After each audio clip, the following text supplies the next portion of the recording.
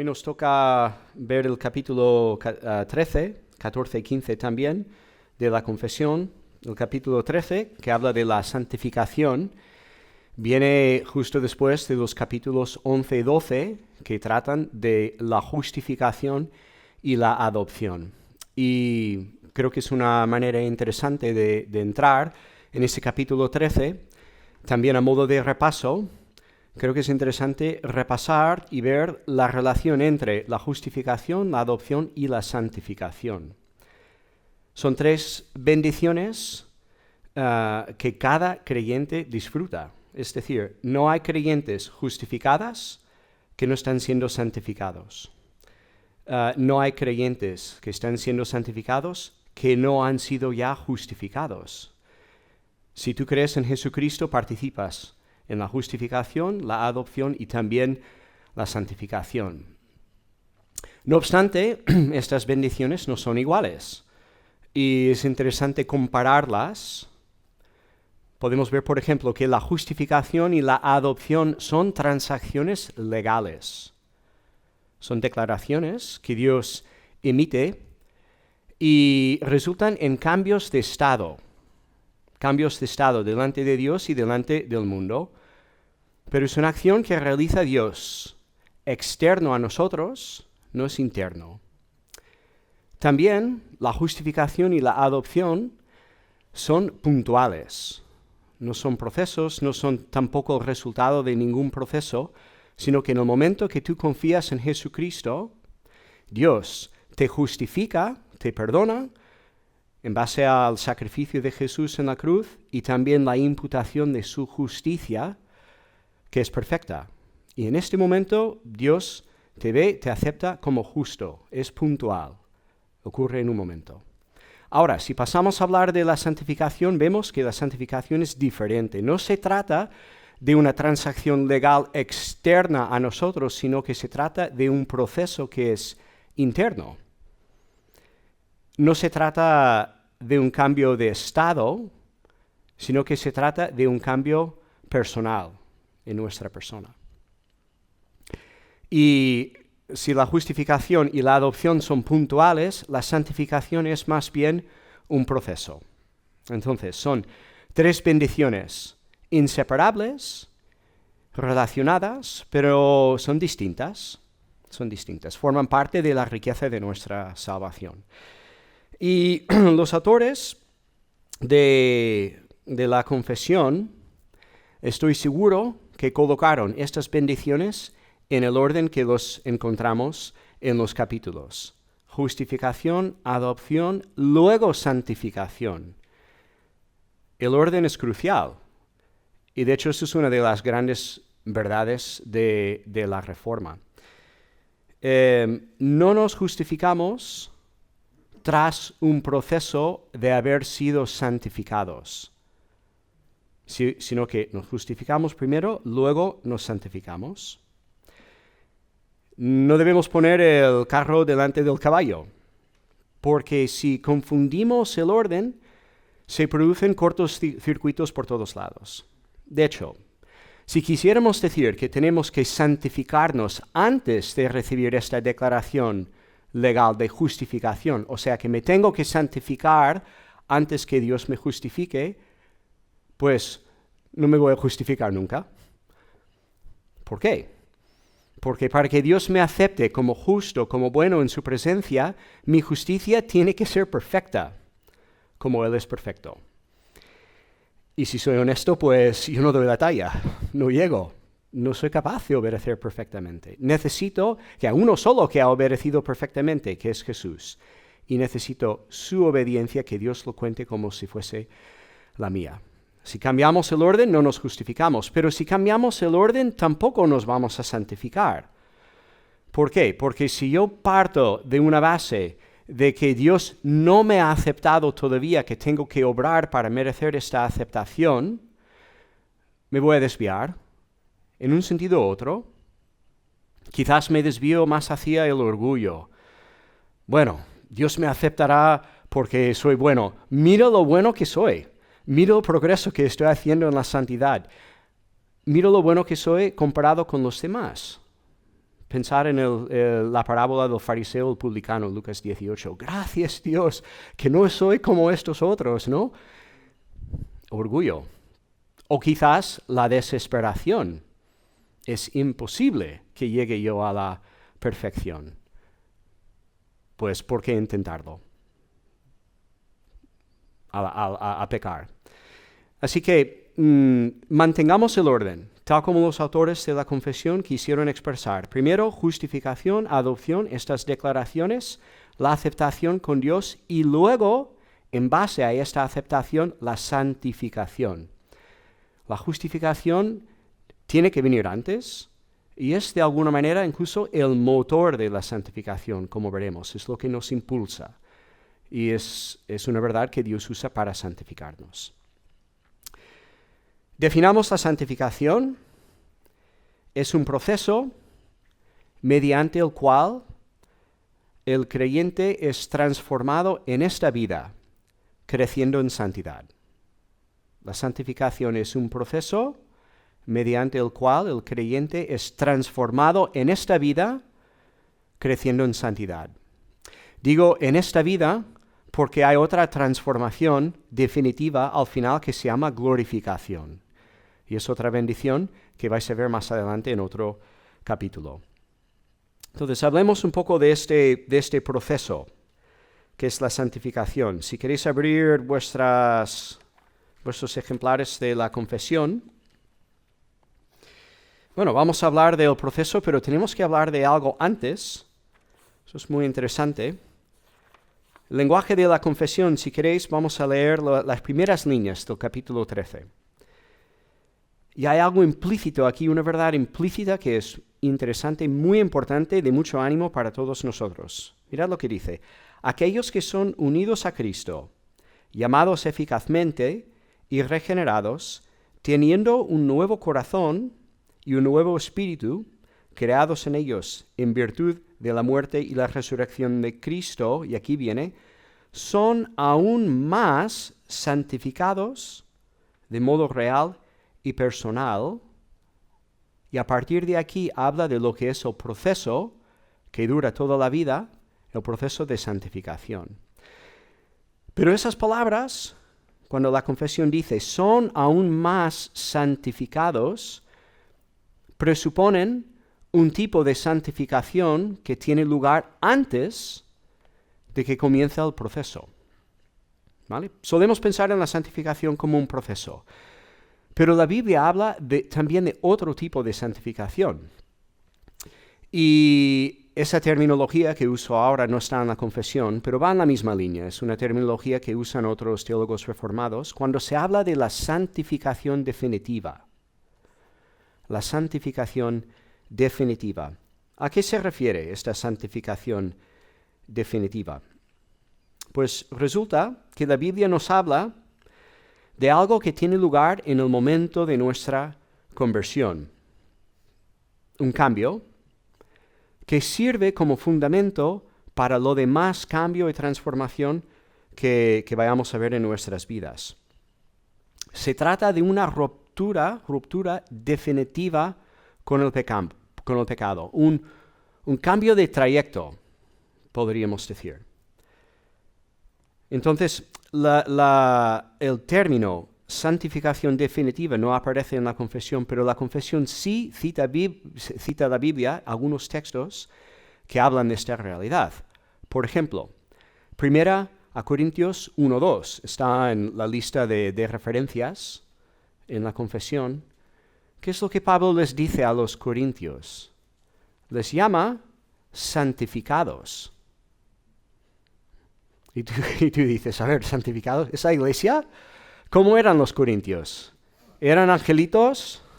¿Súper obedientes? ¿Eran galácticos? ¿Estrellas en la santidad? No.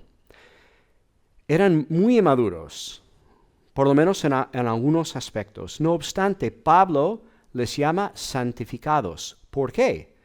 Porque todos los que tenían fe en Cristo habían experimentado un cambio profundo en sus vidas, a pesar de su inmadurez. Habían sido cambiados.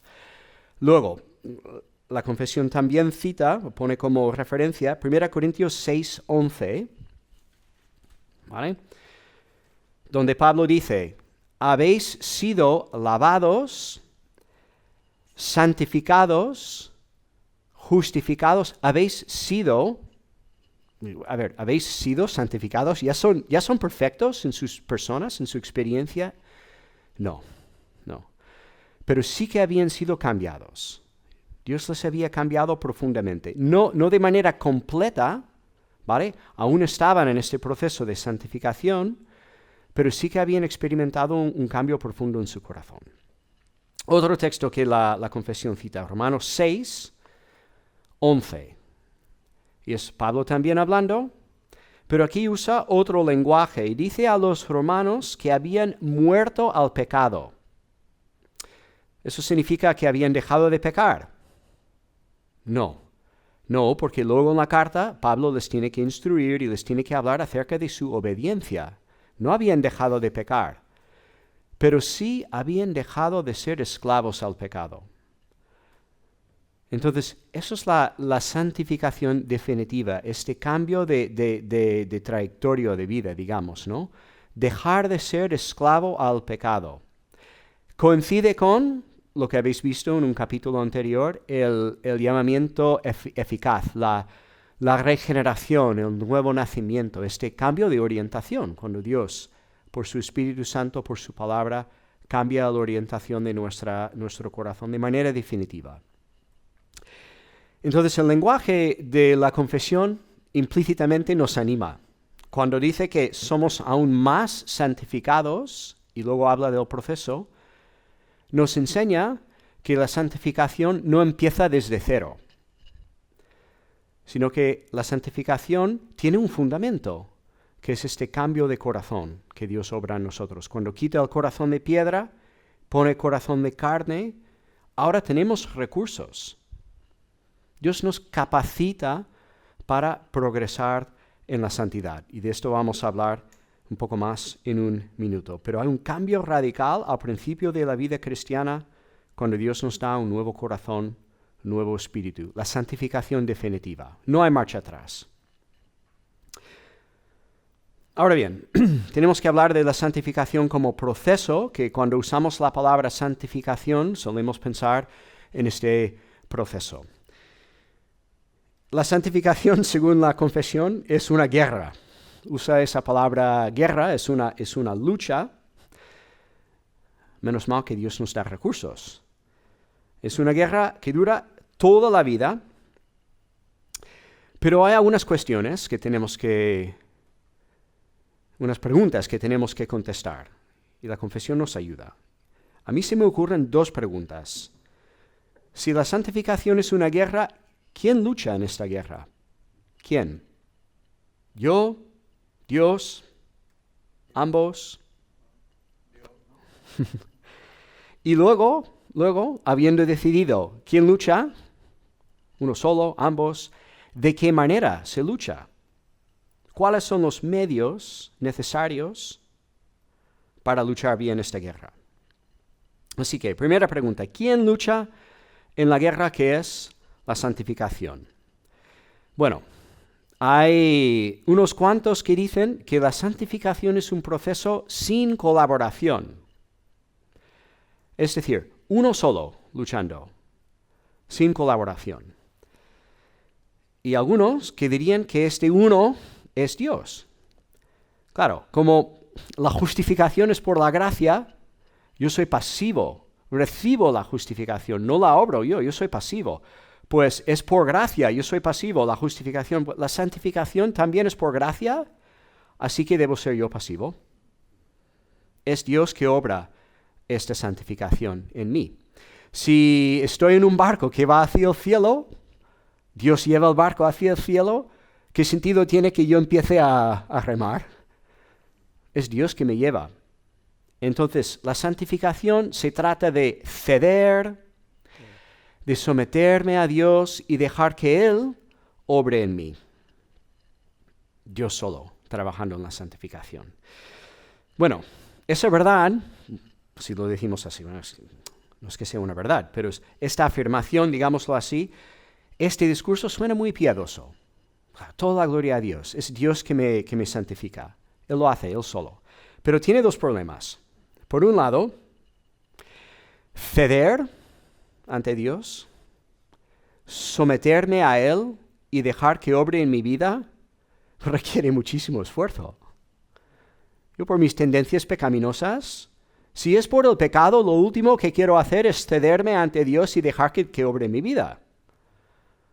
Aunque solo se tratara de ceder delante de Dios y su poder y su voluntad, eso ya requiere esfuerzo por mi parte. Entonces, la santificación no es de uno solo. Yo ya estoy participando. Estoy luchando para dejar que Dios obre en mi vida. Pero hay más, que la confesión también nos ayuda en este sentido. En el párrafo 3, aquí en mi versión, pues la mitad un poco más hacia abajo, habla de la provisión de fuerzas por parte del Espíritu santificador de Cristo y dice, y así los santos crecen en la gracia, perfeccionando la santidad en el temor de Dios. Este lenguaje, perfeccionar la santidad en el amor de Dios, es una cita de 2 Corintios 7:1. Y si estamos perfeccionando la santidad, no estamos siendo pasivos. Estamos participando, estamos actuando, estamos esforzándonos. Y en este mismo párrafo, poquito más adelante, la confesión menciona la obediencia evangélica. La obediencia evangélica, qué interesante este término. ¿Qué significa? Bueno, hablaremos del significado al final, en la conclusión. Pero, de nuevo, implicación, yo estoy trabajando, yo estoy obedeciendo, me estoy esforzando, ¿no? Eso es parte de la santificación. Así que algunos que dicen que la santificación es un proceso sin colaboración. Uno solo trabajando es Dios. Creo que la Biblia y la confesión reflejando la enseñanza bíblica nos llevaría por otro camino. Pero luego hay otros que dicen que la santificación es obra de una sola persona y esa persona soy yo. Yo tengo que santificarme. ¿Quién dice esto? Pues gente más de tendencia liberal, si puedo decirlo así, personas que no creen que Dios puede intervenir, no creen que Dios interviene en el mundo de forma sobrenatural, que no hay milagros, pues tampoco obra de forma sobrenatural en mí. Entonces, ¿cómo crezco yo en virtud y bondad? Pues por mis propios esfuerzos, porque no hay más. Dios no interviene. Hay personas que piensan así. Y luego hay muchos otros, personas evangélicas, que viven como si Dios no interviniera. Todos vivimos así un poco cuando no oramos. Implícitamente, cuando no oramos, es como si pensáramos que Dios no actúa en nuestras vidas, que no interviene en este mundo que ha creado, que no puede entrar en mi vida. Cuando no oramos, vivimos funcionalmente como deístas, ¿no? Dios ha creado un mundo y lo ha dejado funcionar solo, y aquí estamos nosotros. Y nos quedamos solo con el eslogan de Nike, ¿no? Que en inglés es just do it. En castellano, solo hazlo. Hazlo. Es muy sutil, pero esto lo vemos a veces también en la predicación evangélica. Cuidado, tanta exhortación, mandamientos, instrucciones, como si no hubiera más, como si yo tuviera que trabajar solo en mi santificación. Qué triste. Eso produce cortocircuitos, como dijimos antes. La Biblia nos llevaría por otro camino. Es cierto que Pablo dice en Filipenses 2:12, texto muy conocido, Filipenses 2:12, que dice, ocupaos en vuestra salvación, lo cual significa que tenemos que estar activos, que tenemos que de alguna manera vivir, manifestar esta salvación que Dios está obrando en nuestras vidas. Ocupaos vosotros en vuestra salvación. Pero, ¿por qué? ¿Cómo? Es Dios que pone el querer y el hacer en nosotros para que hagamos su buena voluntad. Que hay que leer Filipenses 2:12 y 13, los dos. Y ahí vemos la santificación como un proceso de colaboración. Me estoy esforzando yo, pero ¿quién me está capacitando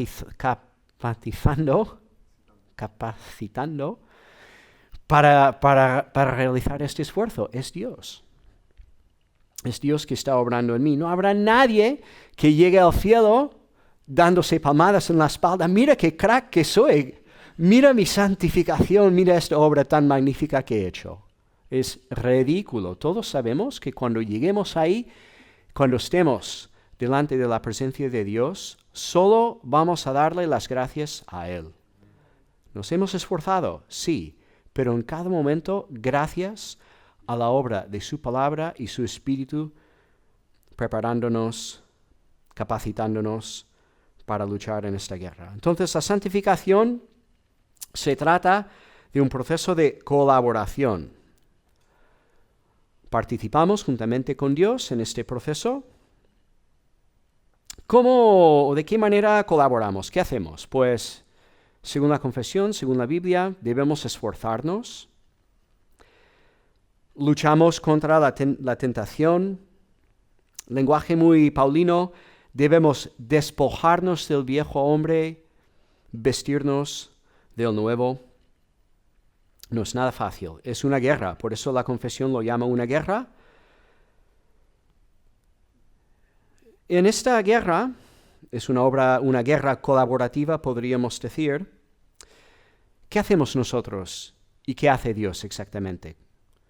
¿Cómo es esa colaboración? ¿Trabajamos nosotros partiendo de nuestros recursos y llegamos hasta donde lleguemos y luego viene Dios y compensa por lo que falta? ¿Es así? ¿Sumamos de alguna manera mis recursos más los recursos de Dios igual a la santificación? ¿Es así? Podríamos pensar que es así. Pero no es cierto. La confesión nos habla, realmente en el fondo, el esfuerzo, lo que debemos hacer, el enfoque está principalmente en la dependencia. ¿Cómo nos santifica Dios? Por su palabra, por su Espíritu. Son los medios principales que vemos. Comentando estos medios, pero el orden inverso. El Espíritu,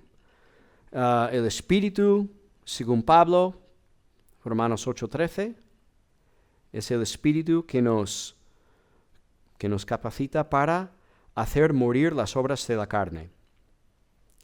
Es también el Espíritu, Efesios 3:16, que nos fortalece en el hombre interior para luchar.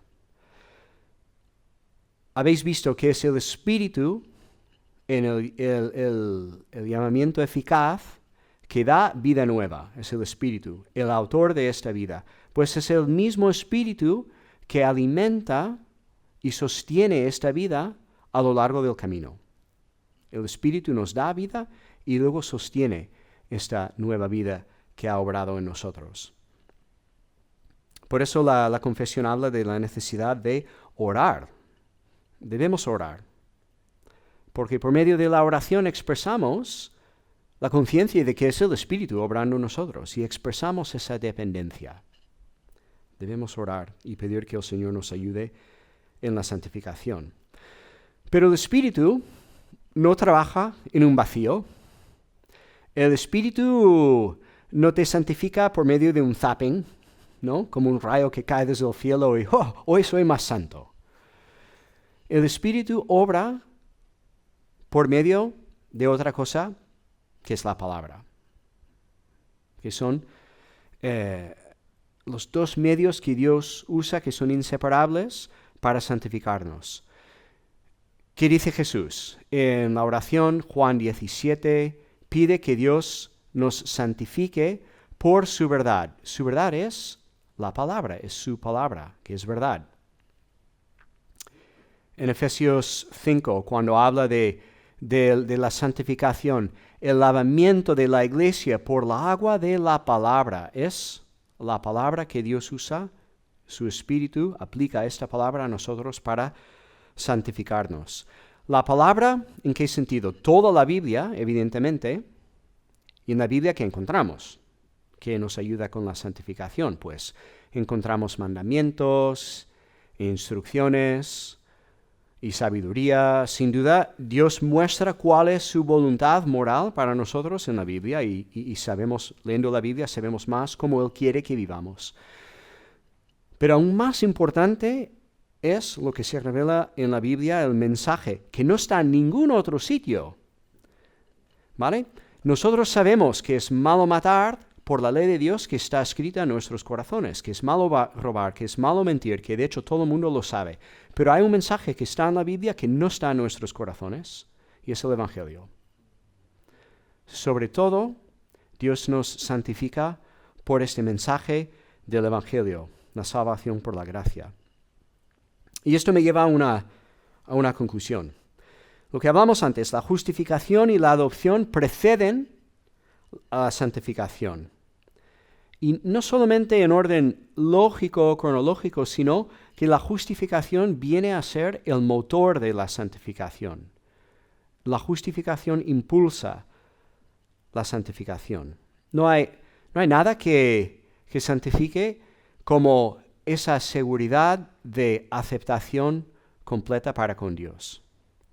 Es contraintuitivo, pero si paras a pensarlo un momento, tiene sentido. Si yo sé que Dios me acepta, que me ha adoptado, es mi Padre, soy su Hijo, siempre así será. Sé que está a mi lado, también está de mi lado, y entonces todo lo obra para bien en mi vida. Sé que me cuidará, y esto me capacita para obedecerle incluso arriesgando mi vida. ¿Por qué? No tengo que preocuparme más por mí mismo. Dios se preocupa por mí. No tengo que cuidarme más. Él me cuida. Y esto me da una libertad para obedecerle incluso radicalmente. Fijaos cómo la justificación impulsa la santificación. Y resulta en ese término que vimos hacia el final del capítulo 13, párrafo 3 de la confesión. Esto resulta en obediencia evangélica. Es una obediencia de cierto tipo, no motivada por temor, no motivado para ganar más bendiciones que no son nuestras todavía en Cristo. No es para aumentar nuestros merecimientos delante de Dios. Más bien es una obediencia que brota de la fe, la confianza en Dios, que me ama, que me va a cuidar. También de la gratitud. Brota del amor que Dios obra en mi corazón hacia Él y hacia los demás. Es una obediencia motivada por fe, no por miedo. Obediencia evangélica. Como decía Lutero, Dios no necesita tus buenas obras, pero tu prójimo sí que las necesita. Esa es la obediencia evangélica. Que no estoy sirviendo a Dios para ganar nada, sino que me olvido de mí mismo y entonces eso me permite preocuparme para los demás. Que Dios nos ayude en esta guerra de santificación y que esa obediencia evangélica se manifieste cada vez más en nuestras vidas.